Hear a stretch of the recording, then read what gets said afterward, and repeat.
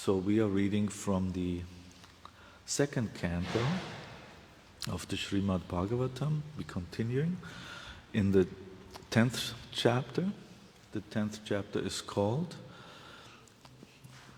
Srimad-Bhagavatam is the answer to all questions. Il Bhagavatam risponde a tutte le domande. So we are well, we have just finished verse number 10, and now we are in verse number 11. And yeah, Om Namo Bhagavate Vasudevaya.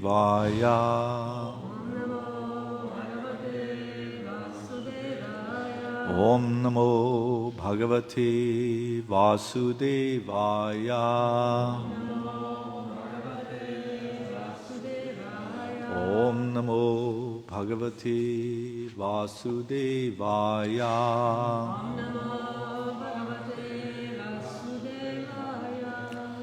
So text number 11. In text number 10, amazing verse about the creation, Lord Vishnu, very mystical, very interesting, very beautiful.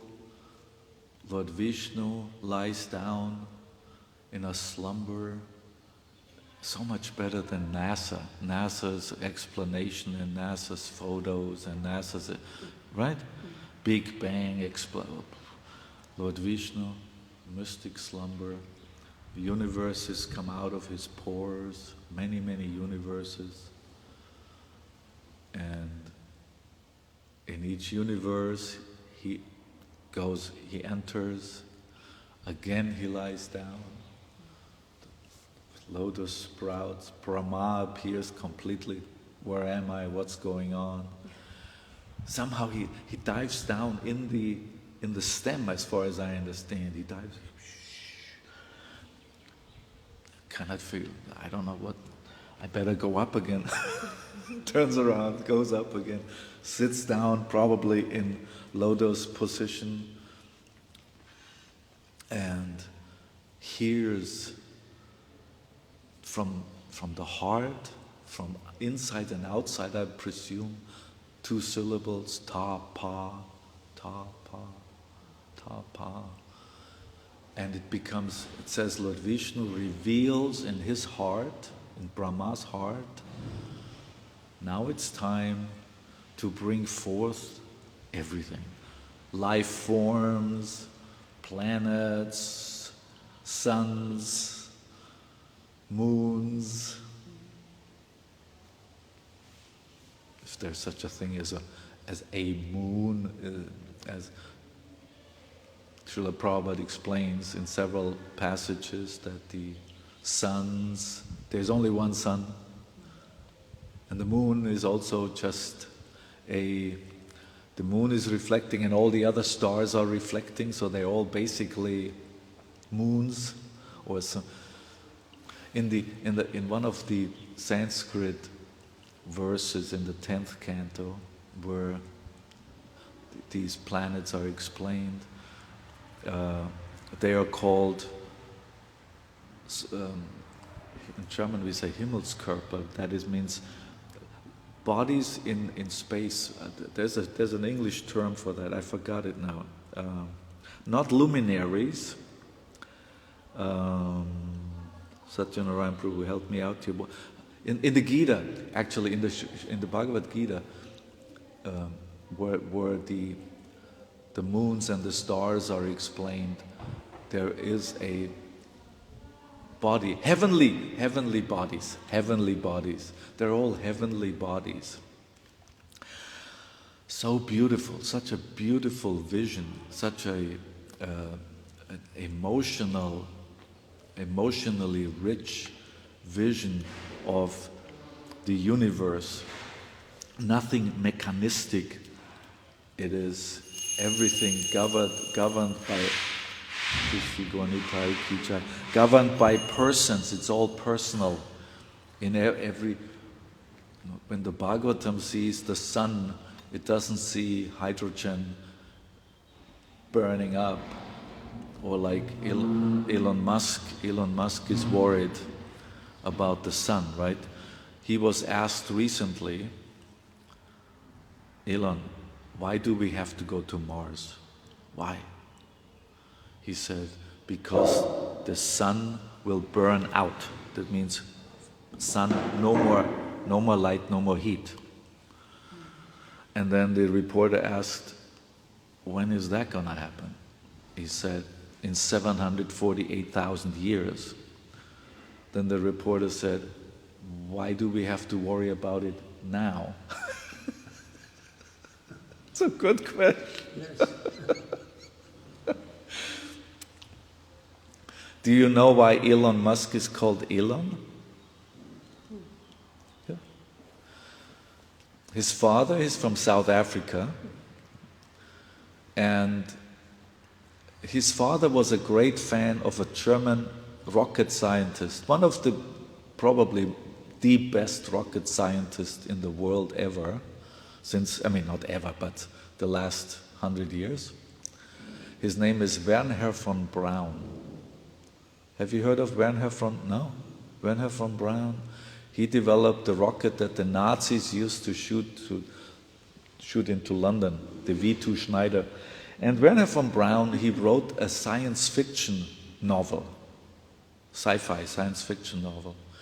It was called something like Colony on Mars. And the father was so absolutely fascinated, so he read this novel over and over and over, and he read it to his boy, Elon, from a very young age. The boy heard the novel at least 50 times before going to sleep and during the day. And I think there was a king, there was a colony on Mars, and they had a king, a human.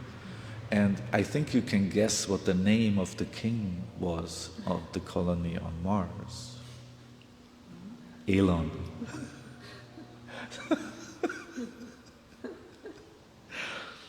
This whole worldview, the mechanistic worldview, the NASA's worldview is, I think it's a scam. I think the whole space program is a total scam just to get money. I don't think they're really doing very much. It's mostly to get money for black operations, because a government needs money for secret operations.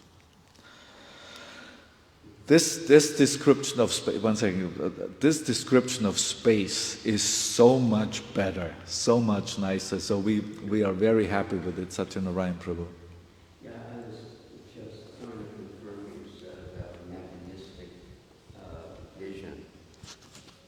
I wanted to confirm what you said about the mechanistic vision of NASA. Elon Musk has another company which puts solar panels on houses. Solar tiles. Yeah, and so he's in the introduction to that he says, so we have this handy fusion reactor in the sky. So that's the level of his understanding of origin. Yes. And most people in the world follow in this mechanistic, uninspiring worldview. So for devotees, everything is very different. We see persons everywhere. We see the moon is governed by Chandra, the sun by Surya. We have no problem to imagine that there's a civilization on the sun. Do you have a problem with that? No. Prabhupada says the life forms on a planet or a sun or whatever, a star or a planet, are primarily made of the materials that the planet is made of. Planet Earth is water, earth, fire, air, and ether, which is space. This takes up space. That's what the body is. I think, what is it? How many percent water? 70, 60, 70% water, earth, fire, air, ether, space. We take up space. Exactly the same. So on the sun, it's whatever the sun is made of. Heat and fire and I don't know. No problem with that, right? Did NASA land man on the moon? Srila Prabhupada said, sometimes he said no, sometimes he said doesn't matter, maybe they did. In 1969, impossible. Impossible, in my opinion. I studied it intensely. Not possible. They did not land man on the moon in 1969. Maybe later, but I don't think they have ever landed anyone anywhere in outer space. Okay, so this wonderful worldview, Shukadev Goswami is giving us now this amazing, mystic existence of Lord Vishnu, who does the wonderful thing of expanding himself from Mahavishnu from Karanodakashayi Vishnu to Garbhodakashayi Vishnu to Kshirodakashayi Vishnu, in the heart of every living entity, on an island in the milk ocean. One can go to the milk ocean, pray to him. You don't see him. When the demigods go to the milk ocean, they don't see Lord Vishnu. They know he's out there somewhere on the island of, I think the island is called Svetadvip. He's out there. They pray intensely. The demigods together chant beautiful mantras towards Lord Vishnu, and then they ask him for help, and he always helps. He's always there for his devotees. So now let's see. So Shukadev Goswami has now given us first about the dependence of the life forms, adi atmic, adi bhautik, adi daivik, the life forms of oneself, of others, of the demigods, the interdependency. Then he explains how basically everything rests on Lord Vishnu, on his potency, on his potencies, and that every plenary portion of Krishna is again plenary, full, if he wants that. He can also turn somebody into a Shakti-avesh avatar. He can come as a Shakti-avesh, as a Lila avatar, as a Purush avatar. There are many, many different types of avatar. So he explained that, and now he goes into text number 11, which is, one second, you have it here on the board, and we chant it together. 1, 2, 3. Tāsv avātsīt sva-sṛṣṭāsu sahasraṁ parivatsarān tena nārāyaṇo nāma yad āpaḥ puruṣodbhavāḥ tāsv avātsīt sva-sṛṣṭāsu sahasraṁ parivatsarān tena nārāyaṇo nāma yad āpaḥ puruṣodbhavāḥ tāsv avātsīt sva-sṛṣṭāsu sahasraṁ parivatsarān tena nārāyaṇo nāma yad āpaḥ puruṣodbhavāḥ tāsv avātsīt sva-sṛṣṭāsu sahasraṁ parivatsarān tena nārāyaṇo nāma yad āpaḥ puruṣodbhavāḥ. Beautiful. Especially here, it sounds amazing. We sound like the demigods. I mean, I always imagine, how do the demigods sound when they go to the milk ocean? They all chant in unison, together. Brahma leading the prayers, and Indra is there, and Varuna, and all the Agni, and all of them, and they chant out into over the milk ocean towards Svetadvip, which they can't see, they see maybe a little mist, all together in unity. Sometimes when I was in Mayapur, when the Gurukul boys, when they sing together, one gets a little bit the feeling of how this sounds when the demigods are chanting. Tāsv, in that. Avātsīt, recited. Sva, own. Sṛṣṭāsu, in the matter of creation. Sahasraṁ, 1,000. Parivatsarān, years of his measurement. Tena, for that reason. Nārāyaṇa, the personality of Godhead, named Nārāyaṇa. Prabhu, you speak English? Okay. You have it there in Italian? Yeah. Okay, that's great. Nāma, name.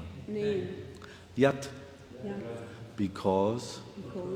Āpaḥ, water.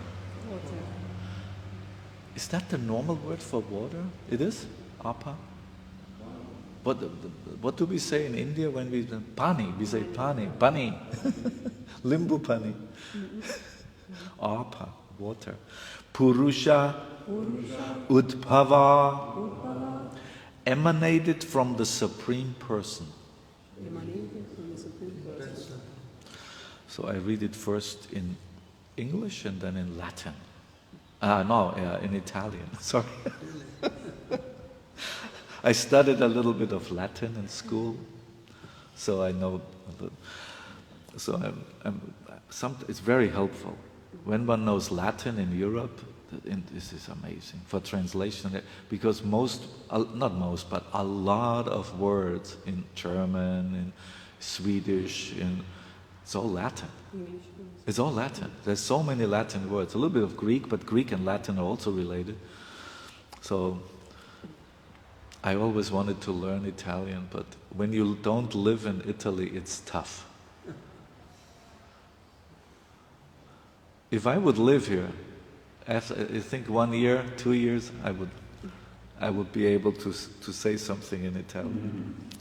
Okay, so now what is Shukadev Goswami explaining? That Supreme Person. No, you don't have to repeat it, but that Supreme Person. So he is referring to.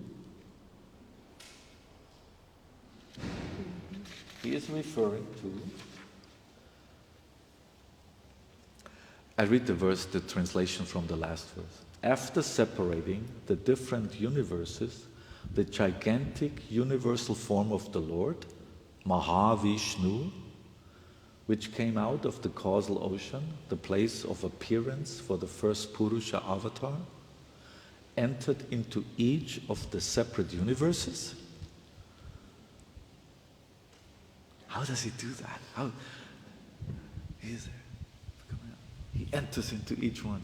Again, there's water, and he lies down. This time he lies. As I understand, Mahavishnu is not lying on Ananta Shesha, right? Garbhodakashayi Vishnu is lying on Ananta. Is that correct? Is that also your understanding? Is lying on Ananta? I think Mahavishnu is just floating on the causal ocean somehow, in a very meditative, in a slumber. So the whole creation, the material world as we know it, is sometimes considered, as I understand our philosophy, a dream of Lord Vishnu.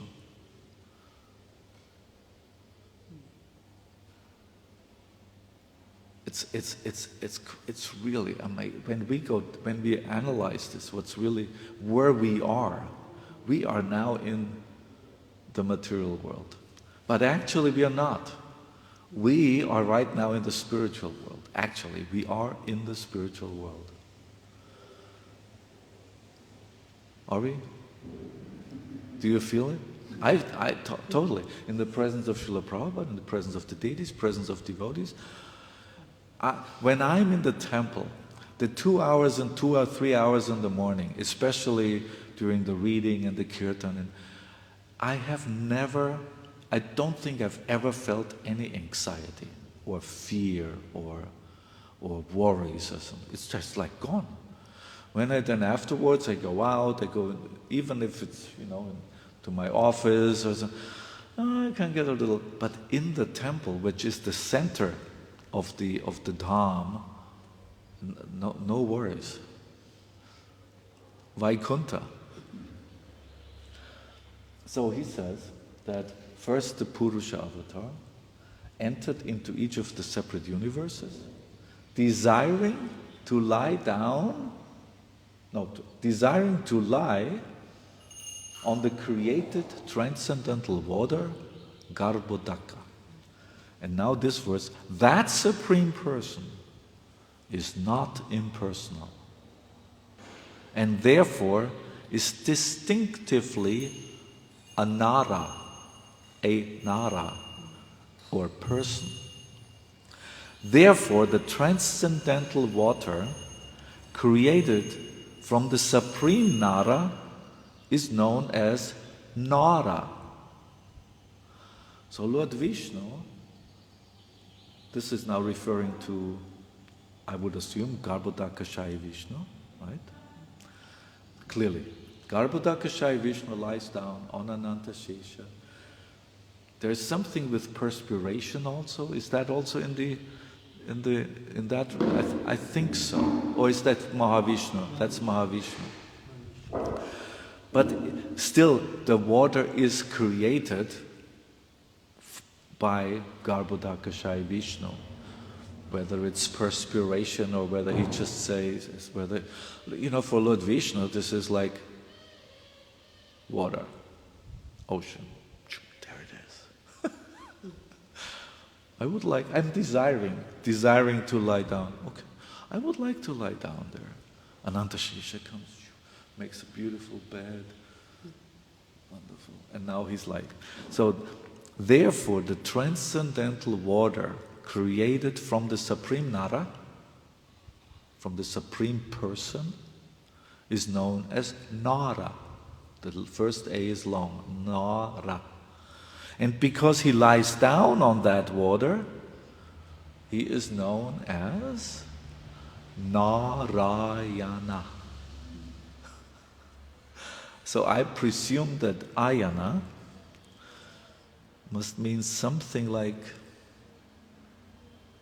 does anyone know what ayana means? Maybe it means lying down? Shelter? So give me a second. If Nara is the water, I've just put it quickly into the ayana. Let's see if there is such a word. Ayana means arrival, circulation, not moving, ayana, tritas, place of refuge. Place of refuge. Wow. Place of refuge for Nara. And also for Nara, also for the human, is our Lord Vishnu is our refuge. I'm not a Sanskritist. I don't know really how the long A's and the short ones and how this all interacts. But ayana, walking a road, going. It could have so many meanings of the word ayana. In any case, Nārāyaṇa is one name for Lord Vishnu. And I'm going to read it in Italian. Is anyone, do you think there are people, there are devotees listening right now? I never stream anything, so wow, that's later. Wow. Traduzione. questo essere supremo, il Signore, non è impersonale, ma possiede tutte le caratteristiche di una persona, nāra. Perciò le acque spirituali che emanano dal nāra supremo sono chiamate nāra, e poiché è striato, poiché è striato su queste acque, egli è chiamato Nārāyaṇa. Chiamato? Chiamato. Questo essere supremo, il Signore. Such a beautiful language you have. It's really, really good. I so wish I could learn it. So once more the translation. That Supreme Person is not impersonal. Oh, sorry, I shouldn't touch that. He is a person. We are built in His image. He has hands, He has legs, He has a body, He has a mind, He has intelligence, He has an identification, not a false one. He has a real identification. He sees Himself, He has emotions. What's so fascinating is that have you sometimes thought, what if you were all powerful? How would that be? Like, what if you were a superhero? Have you thought about that? Okay, that's a good idea. It's a little drafty. If one is all powerful, in other words, for Krishna, if Krishna wants anything, Davide, can you close the door out? Yes, thank you very much. If one is all powerful, Sadhuseva, would you like to be all powerful? Sometimes. A little more powerful maybe, but all powerful, how would one handle this? If anything you think is already there, how can you really enjoy anything? Isn't it the working towards getting something and then finally getting it and then caring for it? Isn't that the enjoyment? The having is not so, if anything you wanted would be there instantly. I would be not very happy. That's why Krishna he wants to be with his devotees. He wants to be with his love, with the animals, and the plants, and the cowherd boys, and the streams. Everything is a person. Everyone in the spiritual world, everything is personal, and everything and everyone has a relation with Krishna. And sometimes Krishna even likes to be rebuked. Do you know what that means, to be rebuked? Sometimes Krishna likes to be chastised. Oh, bad Krishna, why did you eat sand? Why did you eat sand? Do you know? Can you translate it for him? Krishna sometimes likes to be chastised.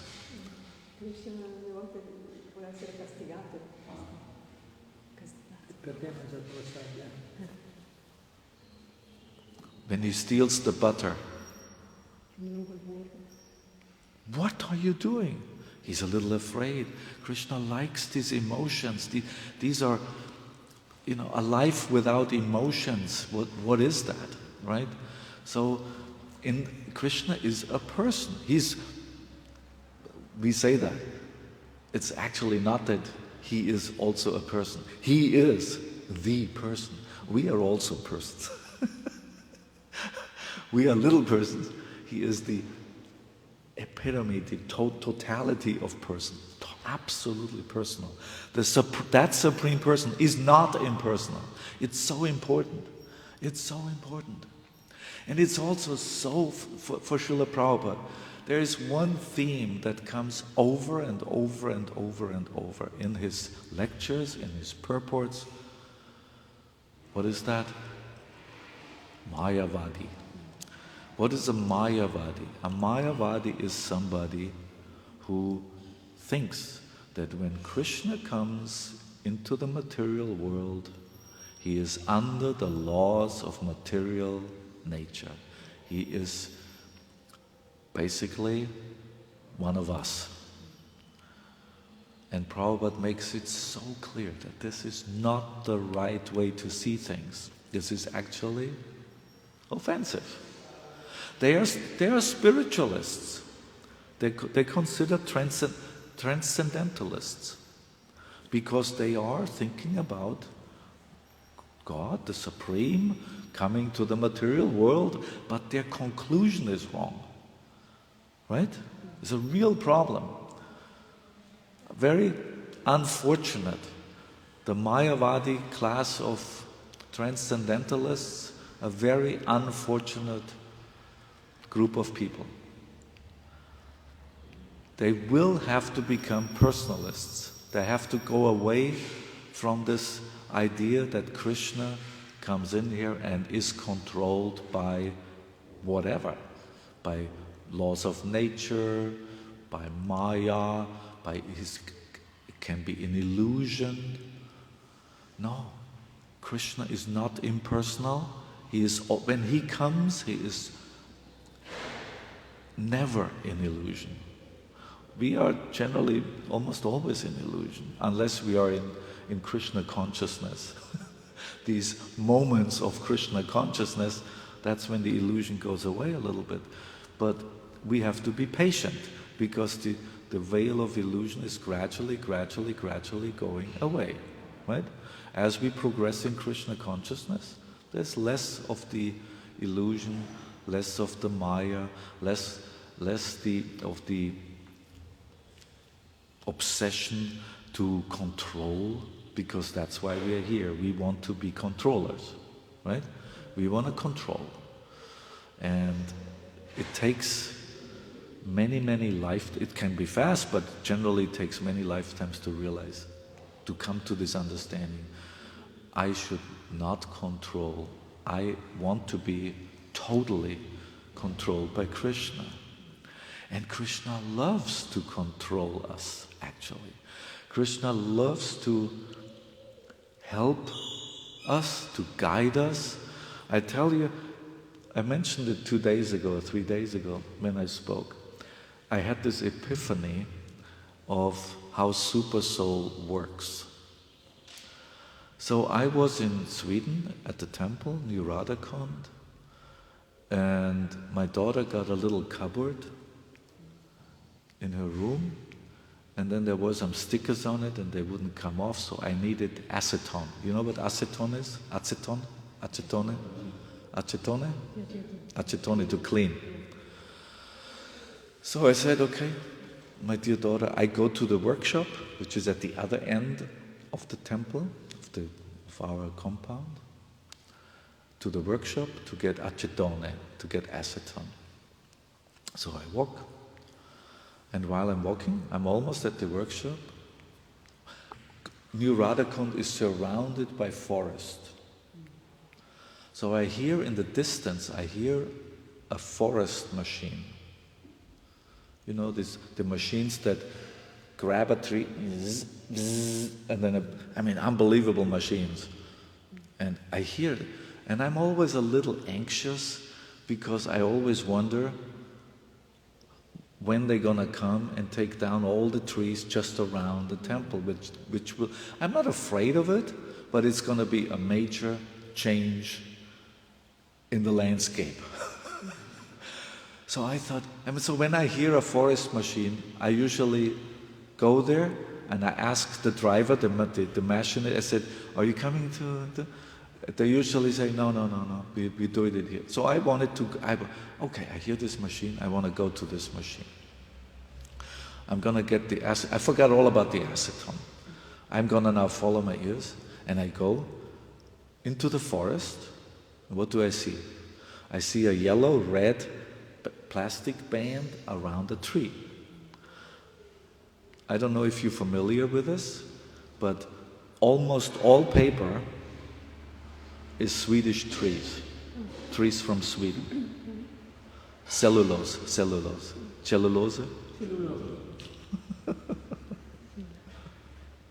So, what is Swedish? Svezia is Sweden. What is Swedish? Svedese, cellulose. Cellulose svedese, that's right. So, what they do, there's a guy coming and he puts these plastic bands, colorful, red and yellow in this case, and every 10, 20 trees where he gives the border for the machine, you cut all the trees up to here. He demarcates the border. Okay, so I saw one of these bands, so I knew the machine is going to come all the way to here. So where's the next one? So I look, oh, there's the next tree. And I go there. And there. And now I don't want to go to the machine anymore. Now I want to see how far are they going to cut towards our temple. And I go into a part of the forest, goes up, where I haven't been at least in 25 years. A very distant part of the forest. So I follow the colorful ribbons around the trees. And all of a sudden I hear, I thought, well, that's a strange bird. I haven't heard that before. Okay, where's the next ribbon? Go to the ribbon. Now I stop.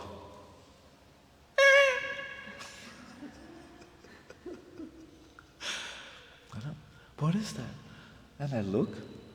There's a baby deer standing 2 meters, 3 meters away from me. A tiny little newborn baby deer. What is a deer in Italian? Cervo. Cervo. Baby cervo. Cervo baby. And I look and I say, that's the mother. And I know her. I know the mother because I feed the deers every evening. This is one of the deers I'm feeding every day, already for years. I know. I said, George. I call them all George. I said, also the ladies, George, how are you doing? And she recognizes me. She doesn't run away. And then I hear again. And I look and I look. There's a tree that grows from one stem and it forks into 2 stems. And there's a baby deer, has the head completely stuck. Okay, wow. So I go around. I tried to it was very difficult because it was already so wedged in, a newborn baby deer. And it was wet. I'm not sure whether that baby was still wet from birth or whether the baby was wet because the mother tried everything with her mouth or something to get her out. And I managed to get the baby out. I put the baby carefully right next. I said, George and I walked maybe another 5 meters away because they like to keep a little bit of a distance. And I said, George, come, here's your baby. And I went away. And then I realized, this is how Super Soul works. You see, Super Soul is some kind of if I put it in technological terms, it's like a traffic controller at an airport with they have these towers. Super Soul is looking, oh, here's somebody.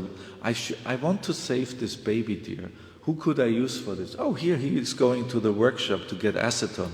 I'm going to distract his mind. I'm going to attract his mind to a machine, to a ribbon, guide him to... I'm convinced now this is how this works. We think that we are going somewhere. We want to find out something. We want to learn something. We want to buy some ice cream. And sometimes it may be like that, but Super Soul is using not only... I used to think that Super Soul is using the devotees for such things. I don't think it had anything to do with me being a devotee or not a devotee. Super Soul says, I would like to save this baby. I have to know, who is the closest? Oh, it's this guy who is just walking here now towards this house. He's the closest to that deer. I can use him. I'm almost certain that this is how this works. Super Soul, we are so much, as devotees, we are so much more under Lord Vishnu's, under Krishna's guidance and control than we can even imagine. Krishna does, and I don't know if you have experienced this. Sometimes one says something, and then one, something maybe a little silly. No, I cannot. Somebody asks me, can you cut the grass, mow the lawn? And maybe, oh no, I can't do this. I think rain is going to come. I just make up an example. And such things, Krishna sometimes even makes the rain then come just so that his devotee's words are not in vain. I don't know if you've ever experienced that. Krishna bends reality constantly. He's in control of reality, of this virtual reality. He can do whatever he wants, right? And sometimes when a devotee says something, he might even do this with a non-devotee, but I don't think so. I think he especially does this with a devotee because he wants to help the devotee. Krishna, he protects what we have, and he gives us what we don't have, what we need. So even if we have just a little bit of, maybe a name, reputation, reputazione, is that Swedish? Is that Italian? A little reputazione, and Krishna, and now the devotee would lose his reputazione, this little bit. Krishna says, no, I'm going to bend reality a little bit. I want him to, or her, to maintain, because Krishna makes sure that the devotee can maintain, or no, devotee does maintain, that the devotee has, what does Krishna say? I protect what the devotee has, and I provide what the devotee lacks. That is happening much more than we are aware of. And this when the more you become Krishna conscious, the more you see Krishna's influence in your life. I just had, it's magic. I just had something. I was, a few days ago, in Sweden, was it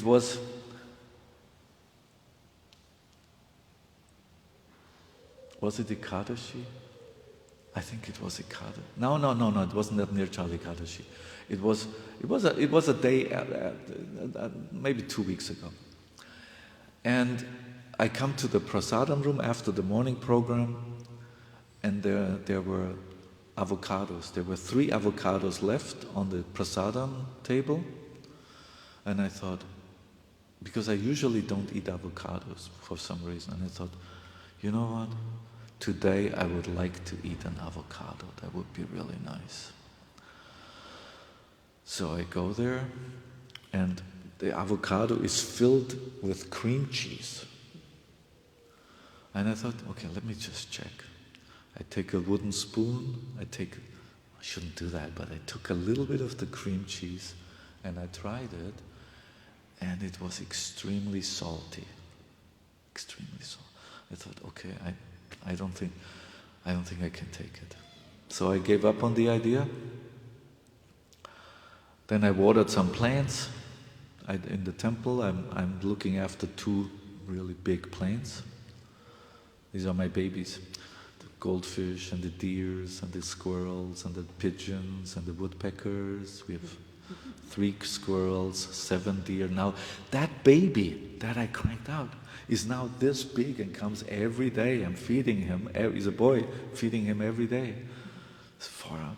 So I come back after feeding the plants, giving water to the plants. Avocados are gone. Okay, good. Okay, no avocado for me today. I'm almost ready. He says, you have a lot of work. So I'm, okay, no avocado. I go back to the temple, clean up everything, give Prabhupada a book. Every day he gets another canto on the Vyasa-san. And I go to my office, and then I thought, I usually don't take breakfast, but on that day I thought I need a few calories. I felt a little queasy. I thought, you know what, today I want a little. I go to the house where we have our little kitchen. I thought maybe there's a little cheese in the fridge. I look in the fridge is empty. I turn around, ready to go. There's a shelf. What is lying there? An avocado. So I just took it. I'm not living in that house. My family is living there. My daughter and family lives in the house. And I take the avocado. It didn't feel right because I know that my daughter really likes avocados and but I took it. Went to my office, I had my avocado. Phone call. Papa, did you take the avocado? Yes. Shall I get you one? Shall I can drive to the shop, I'll get you an avocado. No. Absolutely not. Come on, let me buy you an avocado. No, absolutely, okay, all right, okay. She goes back to the temple. She loves deity worship. She's 25 years old. She does all the flower arrangements and everything. She goes to the temple. She takes care of Tulsi. She's the Tulsi Puchari. And she brings Tulsi up to the Tulsi garden. And she comes down, and an Indian guest, a Hindu man who has a catering service, and he sometimes comes unannounced. He comes, he just drops in, sometimes for the reading, sometimes for the arti. Sometimes he doesn't come for 2 weeks, then he comes very free. And he comes to the temple, and he's just now leaving the temple. My daughter brings Tulsi up, and Piyush, his name is Piyush. Piyush is leaving. My daughter goes to the temple, pays obeisances, turns her head towards the deities, and there's a box of avocados. Piyush has never brought a single avocado. He brought bell pepper, paprika, he bought whatever, never ever an avocado. So she said to the pujaris, after they brought it to the cellar, they cut one up immediately, they brought one up for the devotees, and she said, do you think I could have one? Yes. So, okay, maybe this is nothing. Maybe these are all, what do you call this? When something happens, maybe these are all coincidences? I don't think so. I think Krishna, especially in a temple, when you serve day in and every day, you serve the deities, there is a relationship. There is a very intimate relationship building. Like, you serve the deity like you serve, maybe in the beginning you think they are children, and at some point you realize maybe they're my parents or something. Or whatever your rasa is, the object, which is a strange word, the object of your love are the deities, right? I came to Sweden in 1984, and to the temple where there is Gandhavika Giridhari, Radha Krishna deities, And for sometimes I wanted to get away from Sweden again. I was sent there I was sent by my spiritual master, but a few years later I thought maybe, and I can't go. I have realized we can't even be, human beings do not have the freedom of the choice to be where they live. I am totally convinced we do not have that freedom. Sometimes Prabhu, 10 years ago I said, Prabhu, how is it? Oh, the weather here is the weather in Sweden is tough. I mean, it's probably, every country has its problems. Swedish problem is the weather. He said, why don't you just, come on, take the BBT, move to Italy. What's the problem? I said, yeah, okay, well, maybe. I tried, not possible. You can't. Once you have established a relationship with deities, you cannot leave them alone. You know that.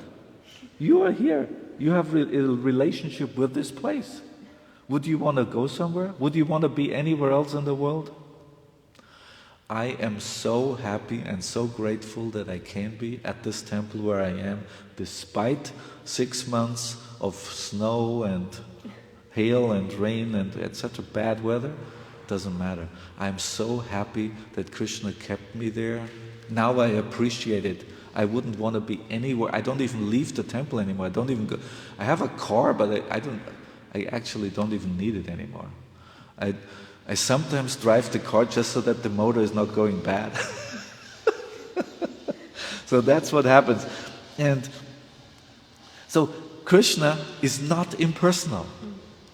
Our head pujari at New Radhakund, he is convinced. He says he saw Krishna walking on the temple grounds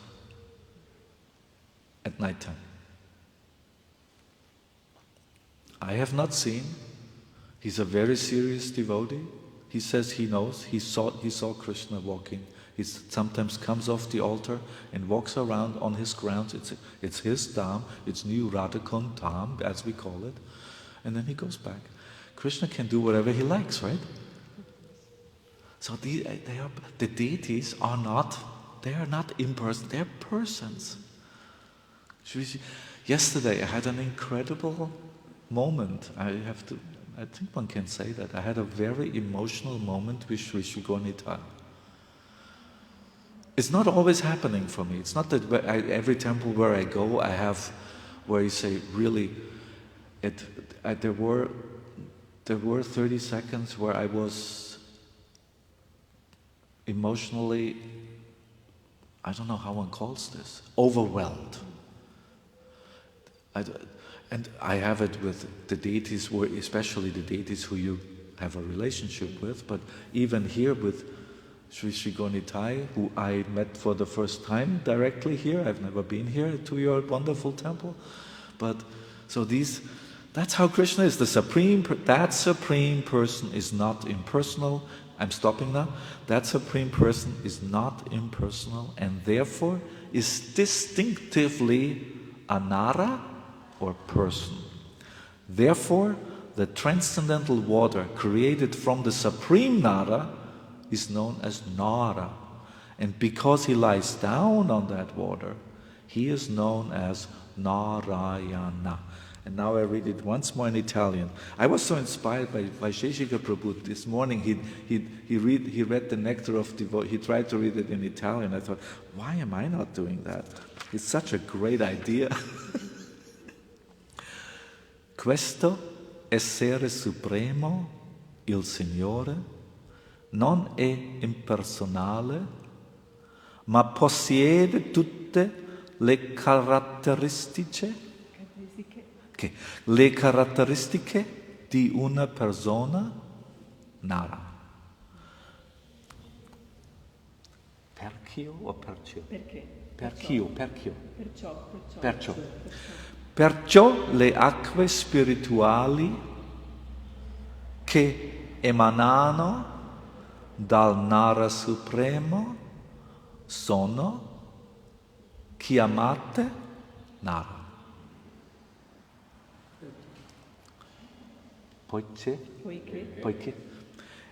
poiché è sdraiato